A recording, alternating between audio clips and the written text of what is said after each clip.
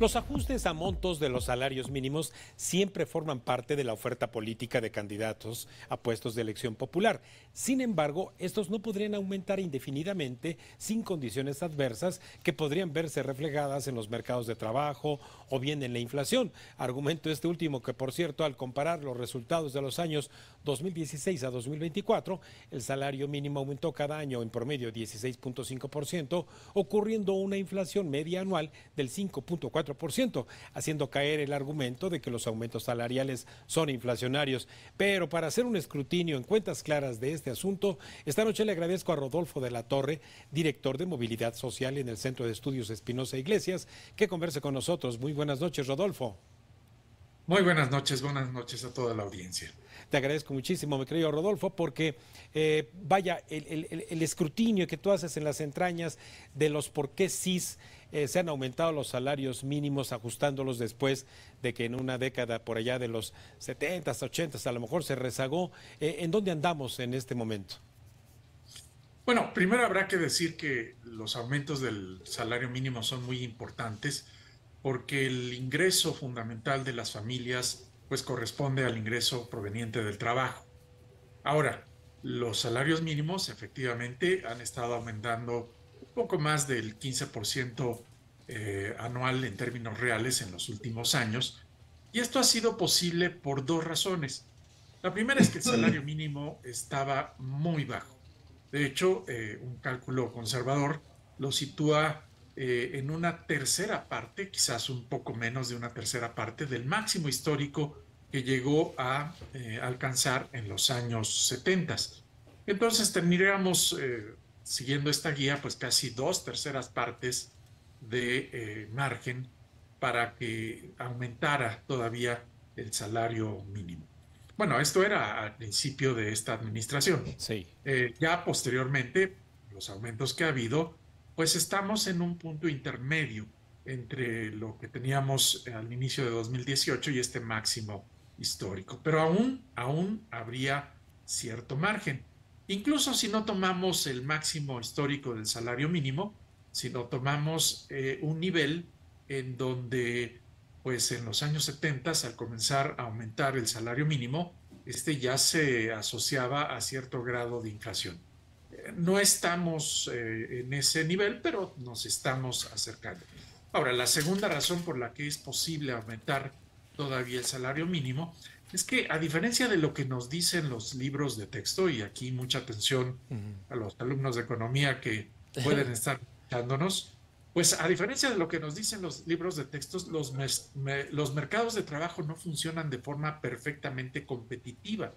Entonces hay muchas empresas que pueden absorber aumentos salariales sin que necesariamente lo reflejen en precios o en empleo, debido a que tienen que sacrificar parte de sus ganancias por el poder monopólico que ejercen, el poder de manipulación de mercado que ejercen.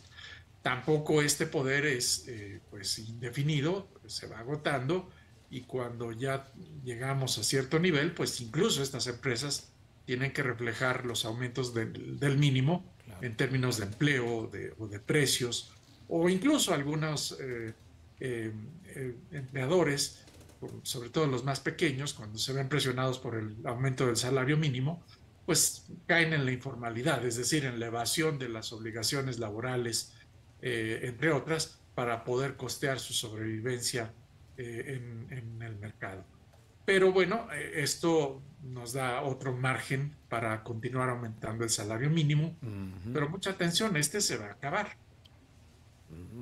Claro. Ahora, Rodolfo, incluso en esta carrera a veces desigual entre donde los salarios son la tortuga y los precios son la liebre, las modificaciones que hubo a la Ley Federal del Trabajo buscaron igualar esta carrera. Sí, pero con cierto riesgo. Una de las principales modificaciones de la Ley Federal del Trabajo es que los salarios mínimos ya no pueden aumentar menos que la inflación. Claro.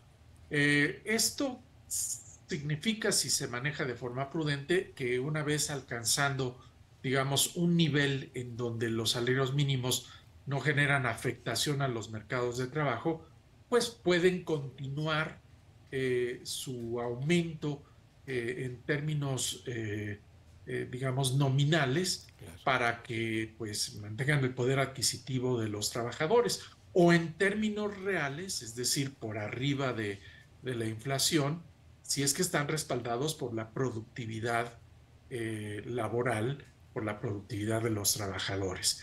El gran riesgo es que si uno se pasa, por así decirlo, en los aumentos del salario mínimo, más allá de lo que es prudente, ya la Ley Federal de Trabajo no permite reducirlos y eso quiere decir que se pueden generar afectaciones que podrían tomar mucho tiempo en ser remediadas. Me refiero pues a la quiebra de empresas o llevarlas a la informalidad o lo que ya mencionaba de incremento en precios o también en una situación de desempleo. Ahora bien, justamente en esta argumentación justamente que nos acabas de presentar, ahí subyacen al menos estas posturas de promesas de campaña, ¿verdad? Sí, es normal encontrar en un periodo en donde lo que se trata es de convencer al electorado que pues los aumentos salariales van a continuar, pero lo que no es tan claro es que pues se advierta que esto no puede ser una ruta que indefinidamente nos lleve a mejorar el ingreso de las personas. Claro. Ahora bien, a las personas, ahora justamente muchos de los que están con el salario mínimo, que de repente entran a la economía formal, se salen a la informal y en la informal a lo mejor duran mucho tiempo ahí, jóvenes, también adultos.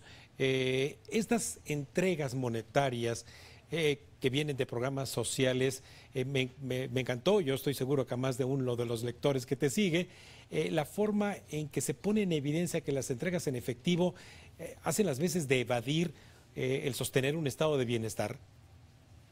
Efectivamente, el reparto de dinero a veces se utiliza para sustituir la capacidad administrativa de proporcionar buenos servicios de salud o de educación. Esto es algo que le hubiera encantado al economista neoliberal por excelencia, Milton Friedman, que incluso era un poco más progresista de lo que ha hecho esta administración, porque procuraba darle un poco más de ingreso a los que menos tenían, cosa que no ha ocurrido justamente con las transferencias de carácter universal, es decir, igualitarias para todos independientes de su necesidad.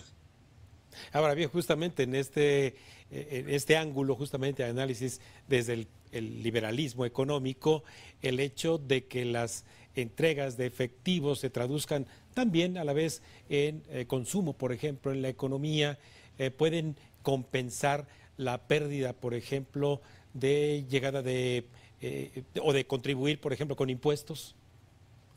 Bueno, la entrega de efectivo a las personas es sin duda pues algo valioso, pero debe de tomarse como un complemento a proporcionar buenos servicios de salud, cosa que no ha ocurrido. Tenemos un severo problema en nuestro sistema de salud, o mejorar la calidad educativa, cosa que tampoco ha ocurrido. Entonces, que las personas tengan un poco más de billetes en el bolsillo, pues sin duda les hace bien, pero no los compensa por la pérdida de servicios públicos, pues que en buena medida representan la posibilidad de un futuro mejor para sus hijos, de movilidad social entre una generación y la siguiente. Ahora bien, la universalización de la entrega de este efectivo, por ejemplo, a los adultos mayores, es inequitativa. Puede llegar a serlo, porque hay algunos adultos mayores que pues terminan su vida laboral pues ya con una pensión asegurada, a veces con ahorros propios que les permite solventar muchos de los gastos que van a tener en el futuro.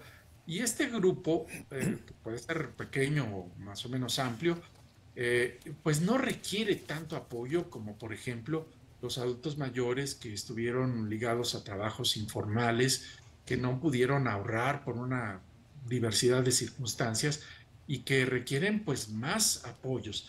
En este sentido, pues la universalización es injusta porque desconoce el principio de darle más a quien más lo necesita. Rodolfo, entonces esto quiere decir que tal vez haciendo una buena administración de datos entre registro federal de causantes, padrones de beneficiarios, pudiera establecerse una condición más de atender de verdad a los pobres? Sí, de hecho, yo he planteado como una propuesta el unir el padrón de beneficiarios de las transferencias con el registro federal de causantes, en el sentido de que automáticamente una persona de muy bajos ingresos ya tiene su registro federal, no para pagar impuestos, sino para recibir transferencias. Y en el momento en que se le presentan circunstancias que le permiten mejorar sus condiciones de ingreso, pues ya no tiene que estar tramitando este registro y puede emitir recibos y pasar a la formalidad de una forma más sencilla. Además, esto permitiría ahorrar ciertos gastos al gobierno, pues porque ya quienes tienen altos niveles de ingreso y están declarando pues su pago de impuestos, ya no tendrían por qué estar recibiendo los mismos apoyos que las personas que tienen más bajos ingresos. Evidentemente, esto pues requiere ser afinado, pero a final de cuentas podría ahorrar una gran cantidad de dinero al próximo gobierno, pues no para que se lo quede, evidentemente, Claro. sino para que dé más a quienes más lo necesitan. Claro, ¿no? Pues extraordinaria propuesta y ojalá y los equipos de campaña de las candidatas y el candidato estén escuchando esta propuesta que desde el Centro de Estudios Espinosa Iglesia has canalizado, mi querido Rodolfo, y además seguirte en redes como siempre. Muchísimas gracias y muchísimas felicidades, Rodolfo. Muchas gracias, un gusto haber estado con ustedes. Gracias, amigo mío. Buenas noches. Bueno, pues ahí lo tiene. Tanto los aumentos al salario mínimo como la distribución en efectivo, en transferencias, pues con un carácter más igualitario, requieren de profundos análisis que se enfoquen a resolver las inequidades locales y regionales. Antes de ir a una breve pausa, le recuerdo nuestras redes sociales para que nos siga en Facebook, Instagram y X en @mexiquensetv y @Raimundo Tenorio.